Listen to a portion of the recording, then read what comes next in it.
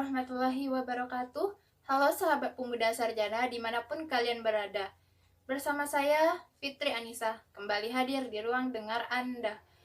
Baiklah sahabat pemuda sarjana, di sini saya akan menghadirkan beberapa informasi menarik yang pastinya akan menambah pengetahuan kalian semua. Tentunya dalam program Liputan Pemuda Sarjana.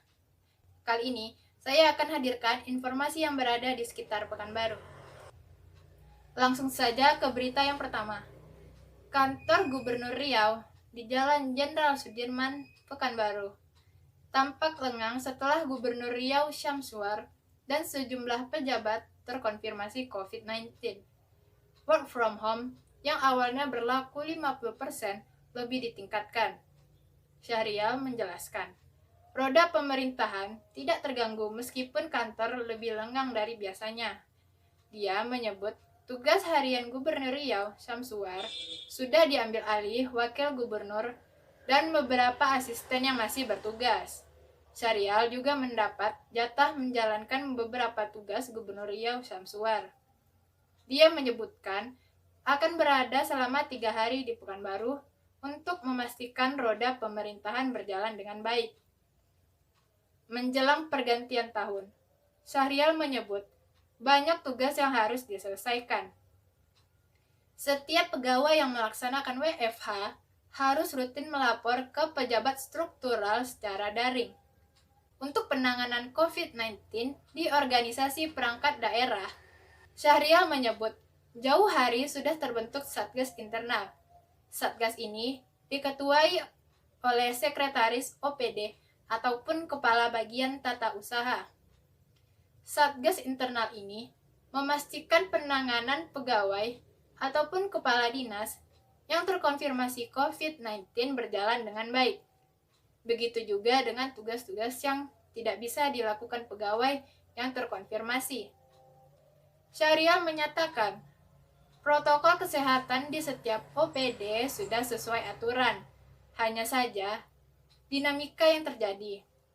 Ada sejumlah pegawai dan kepala dinas terpapar COVID-19. Syahrial juga tak menampik kepala dinas dan aparatur sipil negara terkonfirmasi COVID-19 terus bertambah.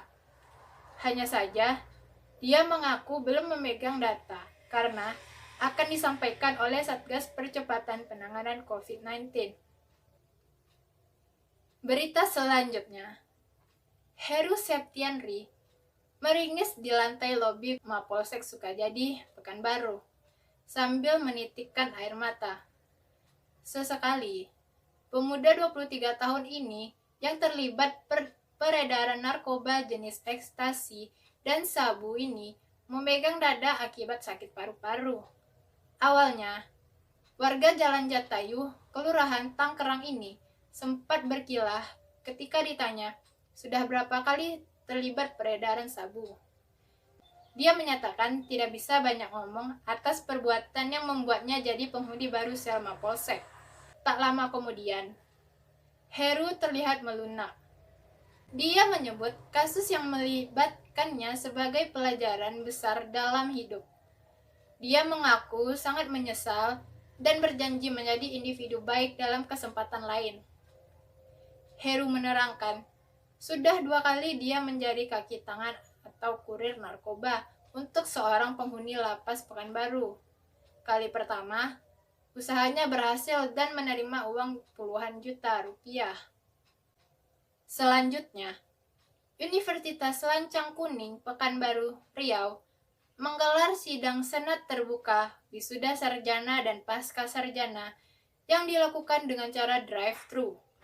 Wisuda drive-thru ini untuk kedua kalinya digelar selama masa pandemi corona di Unilak dengan menerapkan protokol kesehatan ketat. Protokol kesehatan yang dilakukan yaitu setiap peserta yudisium yang masuk ke lokasi kampus diperiksa suhu tubuh, tidak bersentuhan, menggunakan sarung tangan, hand sanitizer, tersedia tempat mencuci tangan, wajib menggunakan masker, dan didukung oleh face shield. Dan di lokasi kampus, petugas kesehatan turut berjaga. untuk mencegah terjadinya kerumunan. Pelaksanaan wisuda drive-thru digelar selama 3 hari. Tiap hari dibagi 2 sesi.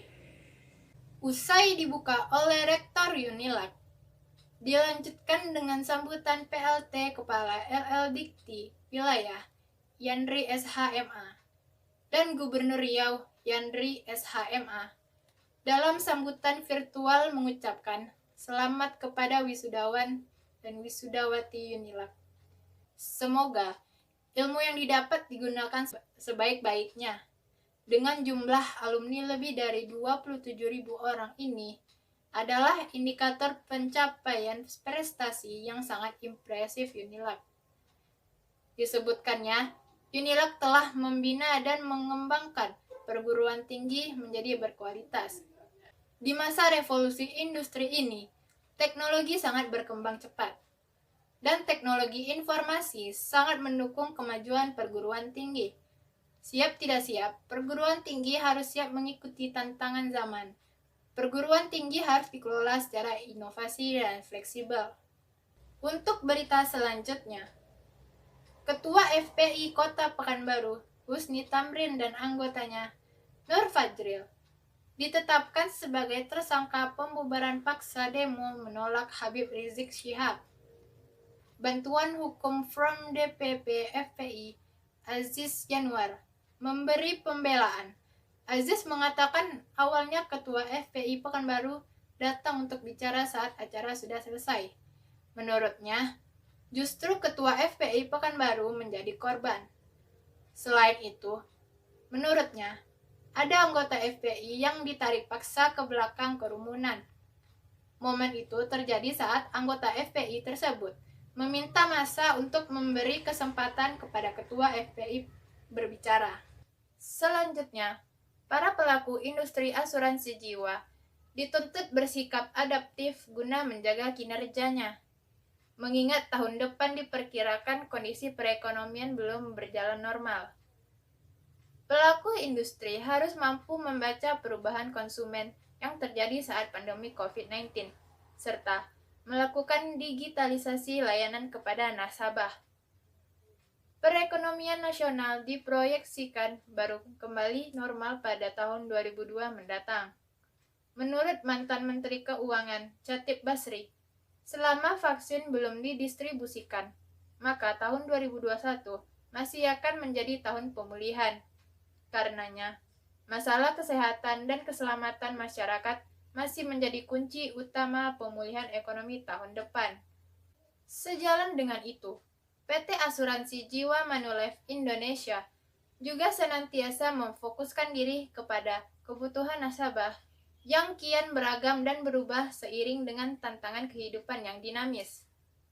Presiden Direktur dan CEO Manulife Indonesia, Rian Charlan di Jakarta, mengatakan, masalah kesehatan dan tantangan ekonomi akibat pandemi COVID-19 menjadi salah satu fokus perhatian Manulife Indonesia. Dia menambahkan, pada tahun 2021, Manulife Indonesia akan terus memberikan solusi perencanaan keuangan terkait dengan biaya kesehatan dan proteksi keuangan keluarga mengingat pandemi COVID-19 masih akan mewarnai perjalanan pada tahun depan. Tak hanya kesehatan dan proteksi keuangan, pelaku industri asuransi jiwa juga dituntut untuk menjaga keselamatan masyarakat. Menyikapi hal itu, Manulife Indonesia menerapkan layanan non-face-to-face. Rian Charlan menjelaskan, di tengah pandemi COVID-19, tenaga pemasar Manulife Indonesia tetap berupaya memberikan layanan terkait advice finansial meskipun tanpa bertatap muka. Untuk itu, para tenaga pemasar telah dibekali dengan pelatihan yang mumpuni dan profesional agar tetap optimal membantu masyarakat di tengah pandemi COVID-19 ini. Rian mengatakan, di tengah pandemi COVID-19, Manulife terus mendampingi para nasabah, termasuk membayar klaim COVID-19 dari para nasabah. Dia menjelaskan, hingga 9 November 2020, jumlah klaim yang dibayarkan Manulife tercatat sebesar 54,5 miliar. Jumlah tersebut termasuk manfaat rawat inap dan perlindungan jiwa. Sedangkan klaim keseluruhan Manulife Indonesia per Oktober 2020 year to date tercatat sebesar 4 triliun. Sementara itu, total donasi yang diberikan Manulife Indonesia tercatat lebih dari 4 miliaran rupiah yang diberikan kepada sekitar 200 pusat pelayanan kesehatan di Indonesia. Dan untuk berita yang terakhir, Polresta Pekanbaru menangkap 3 pengedar narkoba. Pada saat penangkapan, ada sekelompok massa yang sempat menghalangi petugas. Dari penyelidikan, 2 warga tersebut dijadikan tersangka. Nandang menjelaskan, kedua tersangka berinisial AK alias Andi 26 tahun dan AF alias Aldo berusia 27 tahun. Keduanya warga di lokasi kejadian yang menghalangi tim Polresta Pekanbaru dengan melempari batu. Saat petugas berupaya mengamankan tersangka pengedaran narkoba, Kapolresta menjelaskan kedua tersangka dapat diamankan Polresta setelah beberapa jam tim Opsnal Satres Narkoba menangkap ketiga tersangka akibat perbuatannya. Kedua tersangka disangkakan pasal 212 atau 214 dan 170 KUH pidana dan ancaman 7 tahun penjara. Tak terasa sudah 10 menit saya menemani Anda, dan informasi tadi mengakhiri program Liputan Sarjana Pemuda hari ini. Baiklah, saya pamit undur diri. Atas perhatiannya saya ucapkan terima kasih dan sampai jumpa. Assalamualaikum warahmatullahi wabarakatuh.